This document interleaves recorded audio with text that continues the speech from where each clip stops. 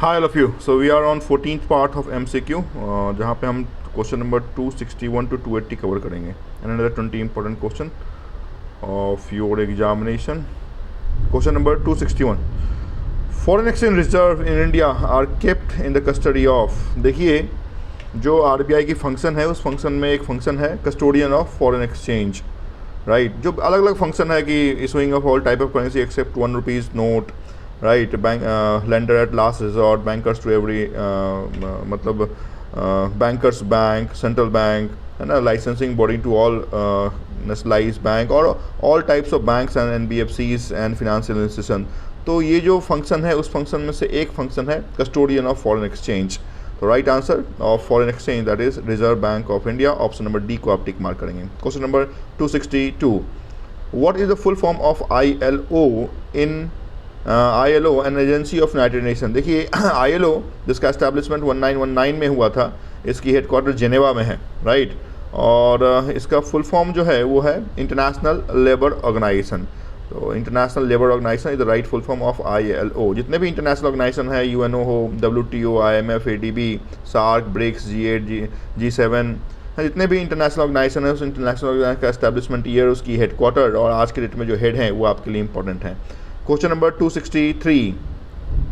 For using the safe deposit locker facilities, right, bank customer pays. अगर हम locker की facility avail करते हैं तो कस्टमर को क्या पे करना पड़ता है? क्या कस्टमर को कमीशन पे करना पड़ता है, क्या इंटरेस्ट ऑन लॉकर पे करना पड़ता है, या रेंट पे करना पड़ता है, या एक्सचेंज ऑन लॉकर पे करना पड़ता है, या सेफ कस्टडी चार्जेस पे करना पड़ता है? तो देखिए Surf custody charges is different. जहाँ पे हम कोई भी इंपॉर्टेंट अपना जो गुड्स है वो बैंक में रखते हैं, that is called safe custody.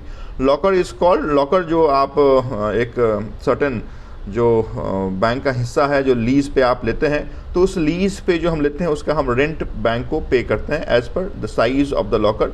अगर लार्ज साइज़ है, मीडियम साइज़ है, स्मॉल साइज़ है, उसके अकॉर्डिंग जो उसका रेंट है वो रेंट हम इन वन फाइनेंशियल ईयर हम पे करते हैं. That is right answer is rent on locker. Option E is correct for question number 263. Local area bank, पहले तो ये आपको मालूम होना चाहिए कि LAB होता क्या है. तो LAB बेसिकली एक ऐसा फिनेंशियल इंस्टीट्यूशन है जो बहुत लोअर ग्रास रूट लेवल पे काम करता है, बेसिकली इन रूरल और सेमी अर्बन एरिया, है ना. तो वो आपका LAB लोकल एरिया बैंक है. कहा जाता है लोकल एरिया बैंक्स क्या है, इनमें से आपसे पूछा आ रहा है. तो कह रहा है कि are licence under Banking Regulation Act this 1956, ये स्पेलिंग ये गलत लिखा गया है. दिस बैंकिंग रेगुलेशन एक्ट की जो ईयर है वो 1949 की है, तो इसको आप कंसिडर नहीं करेंगे. You have to consider that is Banking Regulation Act under act 1949. तो ये सही है. दूसरा, are eligible for inclusion of second schedule of Reserve bank of India Act 1934. Yes, schedule commercial banks, ये भी सही है. Having minimum paid off capital of 5 crore, ये भी सही है. All of these is the right answer for LAB, that is local area bank. D will be the right answer. Then after question number हम 265 पे हैं. Yes, which agency in India provides refinance to export credit. देखिए जो export import है उसको जो मतलब India के एक्सपोर्ट को बढ़ाने के लिए एक ऑर्गेनाइजेशन है जिसका एस्टैब्लिशमेंट ही आपके क्रेडिट फैसिलिटी के लिए हुआ है, that is called EXIM bank, है ना. The full form of EXIM is export import bank of India. तो this EXIM is the right answer. Next, what is RM.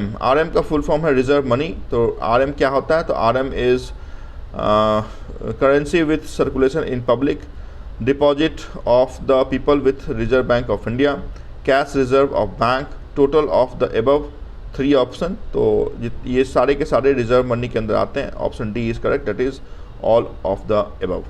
Question number 267. Which of the following is the first universal bank established in India. Universal banking की concept जो है, जैसे आप retail banking कहते हैं, wholesale banking कहते हैं, है ना, तो उसी तर्ज पे यूनिवर्सल बैंकिंग भी है. इस कंसेप्ट को लाने वाला आपके इंडिया में सबसे पहला बैंक कौन सा था? नेम इज ICICI बैंक, जिसका एस्टैब्लिशमेंट 1955 में हुआ है. Next, question number 268. What is the objective of introduction of MSF? MSF क्या है? तो MSF is the part of RBI monetary policy, और उस मॉनिटरी पॉलिसी में क्वांटिटेटिव मॉनिटरी पॉलिसी का पार्ट है and this the rate of MSF is at par with the rate of bank rate. अगर bank rate आज के date में 6.75 है, सो ऑब्वियसली बात है कि आपकी MSF का जो परसेंटेज होगा वो भी 6.75 होगा। Basically this is the rate for overnight lending. तो ओवरनाइट 24 आवर्स लेंडिंग के लिए हम MSF का यूज़ करते हैं, है ना। तो यहाँ पे आप जाने जहाँ पे ओवरनाइट होगा, 1 डे होगा, 24 आवर्स होगा, उसमें हम टिक लगाएंगे। मिबॉर मुंबई इंटरबैंक ऑफर्ड रेट नहीं होगा, लिबॉर लंदन इंटरबैंक ऑफर्ड रेट नहीं होगा। ये जो टायर 1 कैपिटल इसमें कोई बात है नहीं। तो ओवरनाइट लेंडिंग के लिए MSF का यूज होता है। RBI की मॉनिटरी पॉलिसी का ये पार्ट है। Right answer is option A. Question number 269, merchant banking, है ना, कैन नॉट, मर्चेंट बैंकिंग क्या कहता है, कैन नॉट। तो ऑप्शन पहला कहता है services rendered by banks for merchants and traders capital requirement to merchants covered under DICC guarantee scheme. Okay, next is telegraphic transit affected by merchant. Okay, C is catering to needs of corporate customers rising for yes, ये जो merchant banking system है ये corporate customer के लिए basically है। तो this option is correct, option number C will be the right answer. Question number 270, FRBM का आपका फुल फॉर्म पूछा गया। FRBM stand for physical responsibility as management. Option number C is correct. यहाँ पे physical responsibility and budget management is the right answer. तो यहाँ पे कोई कंसेप्ट नहीं है, ये पार्ट बहुत आसान सा था। जहाँ पे कंसेप्ट थोड़ा सा कम है, इस कारण से हम बहुत रफ्तार से आगे बढ़ रहे हैं। Next is the promoter of local area bank में कंप्राइज।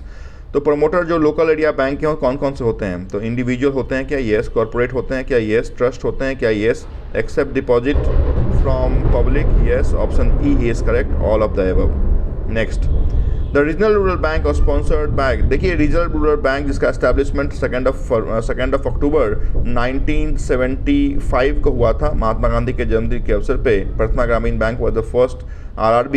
इस RRB में जो कंट्रीब्यूशन होता है वो आपके सेंट्रल गवर्नमेंट, स्टेट गवर्नमेंट और स्पॉन्सर्ड बैंक या फिर लीड बैंक का होता है, जहाँ पे सेंट्रल गवर्नमेंट का 50%, स्टेट गवर्नमेंट का 15% और स्पॉन्सर्ड या लीड बैंक का 35% का कंट्रीब्यूशन होता है।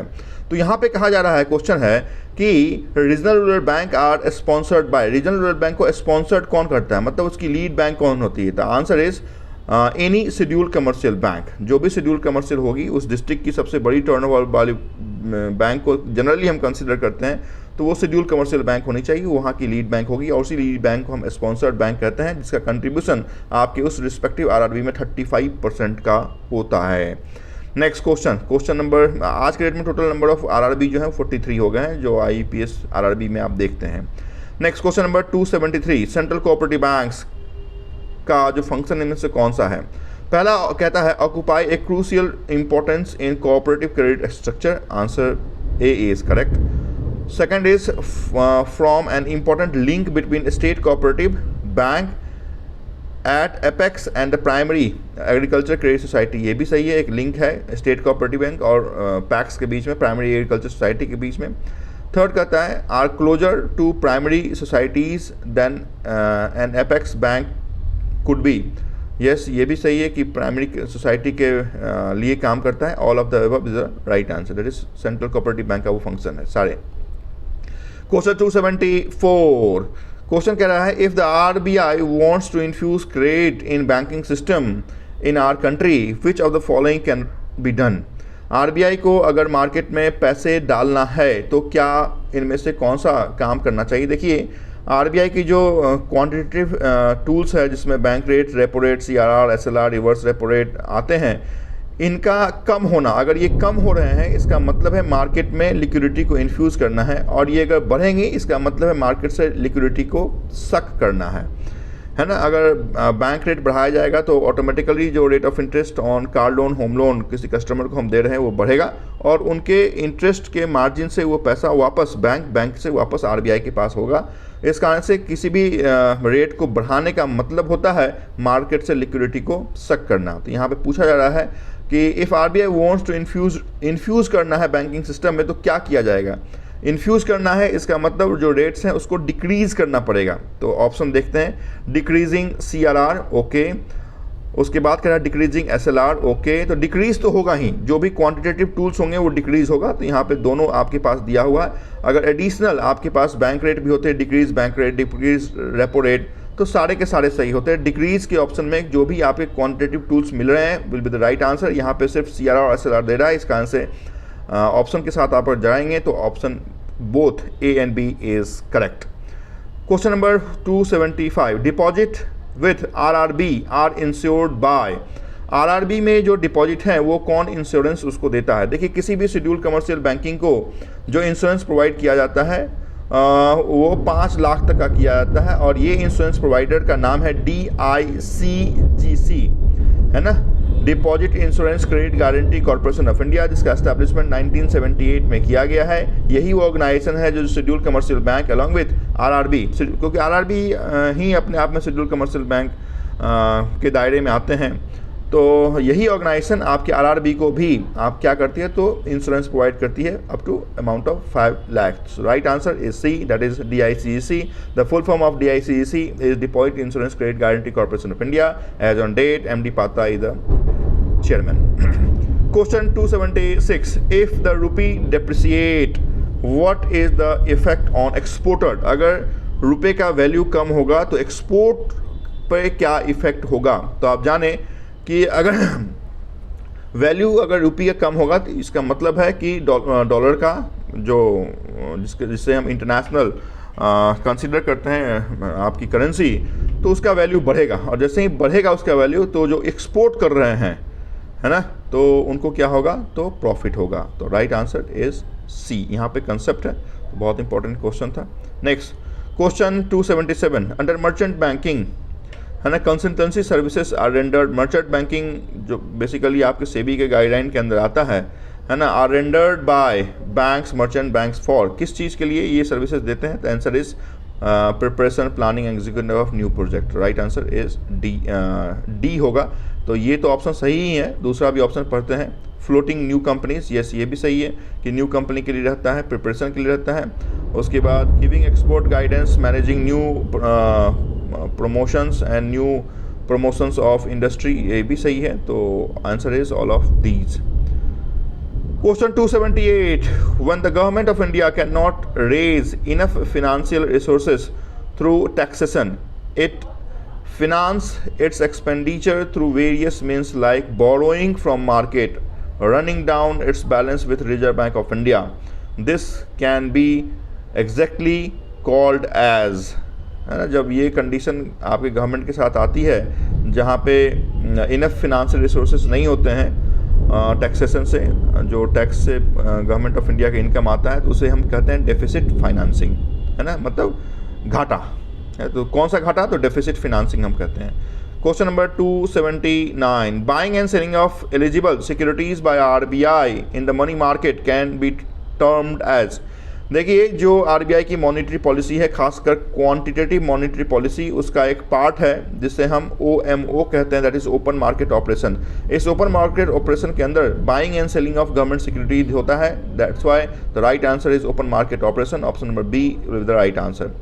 तो लास्ट क्वेश्चन को हम देखते हैं इस कड़ी में। कह रहा है RRB are managed by. RRB को मैनेज कौन करता है आपके इंडिया में?